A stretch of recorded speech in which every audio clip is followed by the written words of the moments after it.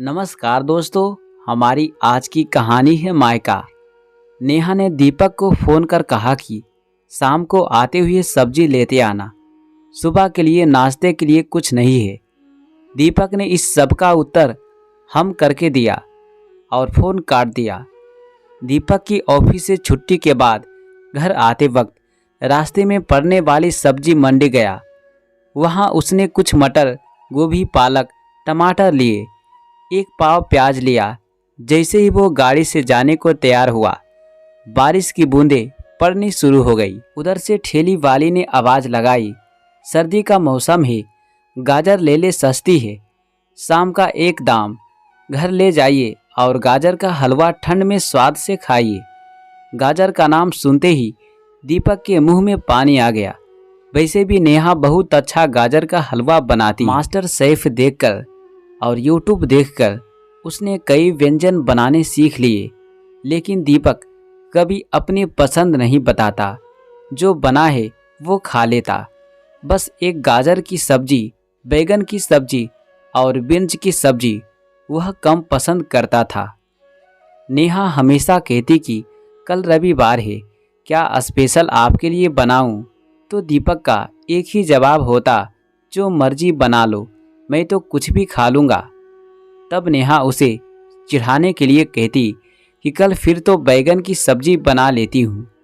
अजय भी उसे छेड़ता और कहता कि बना लो, मैं तो चटनी में खा लूँगा। हल्की बारिश की फुहारों के बीच दीपक ने हलवे की चाह में 3 किलो गाजर खरीद लिए। घर के लिए निकल पड़ा। इधर नेहा ने दीपक के लिए उसकी पसंदीदा अरबी की सब्जी और चने की दाल बना रखी थी और दीपक के कपड़ों पर प्रेस कर रही थी।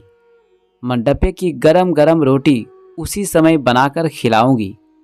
उधर दीपक भी घर आ गया और नेहा को सब्जी का बैग पकड़ाते हुए कहा कि ये लो जी, आपकी सब्जी। नेहा ने गाजर को देखते ही समझ गई कि दीपक का गाजर का हलवा खाने का मन है। बिना कुछ कहे ही अंदर किचन में रखने चली गई। उसके कुछ देर बाद दीपक के लिए गर्मा गर्म रोटी, सब्जी और दाल आ गई। फिर नेहा ने किचन का काम निपटाकर खुद खाया और ठंडे पानी में बर्तन धोकर दीपक के कपड़ों को अलमारी में रखने लगी। सुबह दीपक को जल्दी जाना होता है, इसलिए शाम को ही सब्जी काट कर रख दी। दीपक अपने फ़ोन पर व्यस्त रहता। सुबह नेहा आलू, मटर और उसमें एक गाजर भी डाल दिया, क्योंकि नेहा को गाजर की सब्जी बहुत पसंद है। उसने बड़े ही सफाई से दीपक की सब्जी की कटोरी में गाजर के एक भी टुकड़े नहीं जाने दिए, खुद के लिए अलग निकाल कर रख दिए। दीपक ने नाश्ता शुरू किया। एक छोटा सा टुकड़ा गाजर का गया। यह देखकर दीपक ने झल्ला कर कहा कि तुमको पता है मैं गाजर की सब्जी नहीं खाता, फिर भी तुमने बना दी है। नेहा ने कहा कि अरे मेरा मन कर रहा था तो आधा गाजर मैंने मिला दिया, बस एक टुकड़ी आपके हिस्से में आ गई होगी, आप उसे किनारे रख दो। उधर बच्चे की स्कूल की सर्दियों की छुट्टी हो गई। नेहा ने सोचा 10-12 दिन के लिए मायके चली जाती हूँ। मायके जाने से पहले गाजर का हलवा बना दिया। किचन में सब दाल डिब्बों में सामने भर कर रख दिए। जो कपड़े थे धोने के लिए वो सब धोकर उन पर इस्त्री कर तहजीब से रख दिए। शाम को दीपक को सब बता नेहा की कौन सी चीज़ कहाँ रखी है, क्या कैसे ही बिस्कुट, नमकीन सब बता दिए।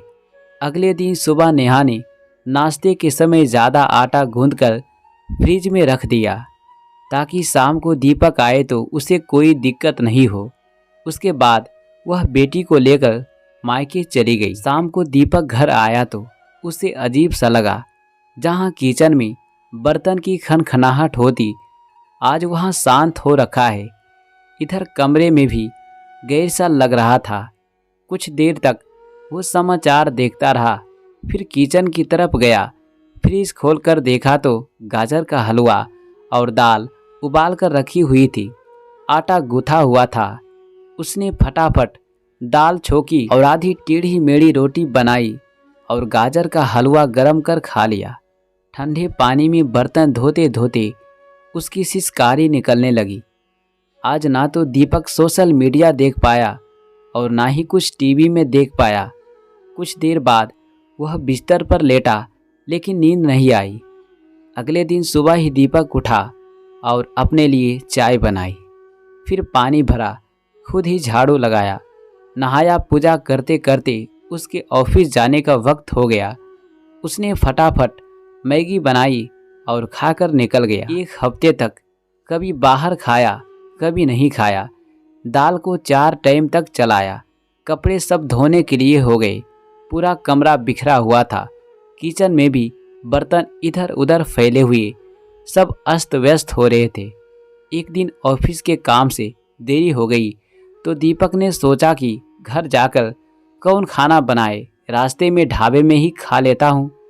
देर काफ़ी हो गई तो ढाबे वाला भी दुकान बढ़ाने की तैयारी कर रहा था। दीपक ने कहा कि कुछ है। ढाबे वाले ने कहा अरहर की दाल और गोभी मटर की सब्जी है। दीपक ने कहा कि ठीक है, यहीं पर लगा दो।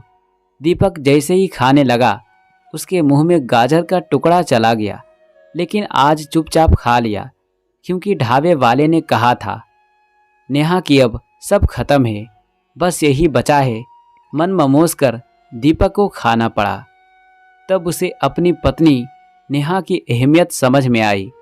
घर आकर उसने वीडियो कॉल कर नेहा को कहा कि जल्दी आ जाओ, यह घर तुम बिन अधूरा है।